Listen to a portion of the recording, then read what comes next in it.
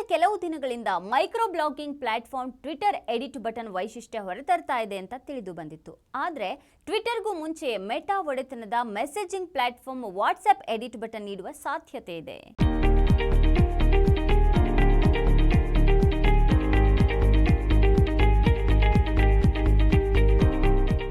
ಹೌದು, messaging application ಆಪ್ನ beta ಆವೃತ್ತಿಯಲ್ಲಿ edit button ಅನ್ನು ಪರೀಕ್ಷಿಸುತ್ತಿದೆ. ಪ್ರಸ್ತುತ ವಾಟ್ಸ್ಆಪ್ನಲ್ಲಿ ಮೀಸಲಾದ ಎಡಿಟ್ ಆಯ್ಕೆ ಇಲ್ಲ. ಒಮ್ಮೆ ಕಳುಹಿಸಿದ ಮೆಸೇಜ್ ಅನ್ನು ಡಿಲೀಟ್ ಮಾತ್ರ ಮಾಡಬಹುದು, ಆದರೆ ಎಡಿಟ್ ಮಾಡಲು ಸಾಧ್ಯವಿಲ್ಲ.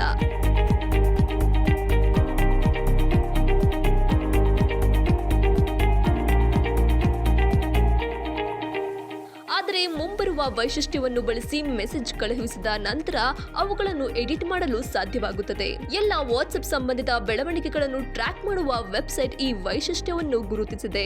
ವಾಟ್ಸ್ಆಪ್ 5 ವರ್ಷಗಳ ಹಿಂದೆ ಈ ವೈಶಿಷ್ಟ್ಯದಲ್ಲಿ ಕಾರ್ಯನಿರ್ವಹಿಸಲು ಪ್ರಾರಂಭಿಸಿತ್ತು.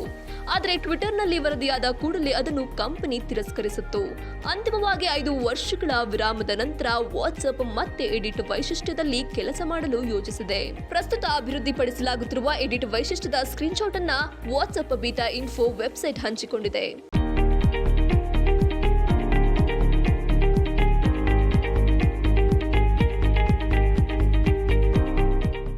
ನೀವು ಕಳುಹಿಸಿದ ಸಂದೇಶವನ್ನು ನೀವು ಆರಿಸಿದಾಗ ವಾಟ್ಸ್ಆಪ್ ಮೀಸಲಾದ ಎಡಿಟ್ ಆಯ್ಕೆಯನ್ನು ತೋರಿಸುತ್ತದೆ. ಸಂದೇಶಗಳನ್ನು ಕಾಪಿ ಮಾಡಲು ಮತ್ತು ಫಾರ್ವರ್ಡ್ ಮಾಡುವ ಆಯ್ಕೆಗಳ ಜೊತೆಗೆ ಬಳಕೆದಾರರು ಎಡಿಟ್ ಆಯ್ಕೆಯನ್ನು ಸಹ ಪಡೆಯುತ್ತಾರೆ. ಪ್ರಸ್ತುತ ಸೆಟಪ್ ಬಳಕೆದಾರರಿಗೆ ಸಂದೇಶವನ್ನು ಅಳಿಸಲು ಮಾತ್ರ ಅನುಮತಿ ಇದೆ.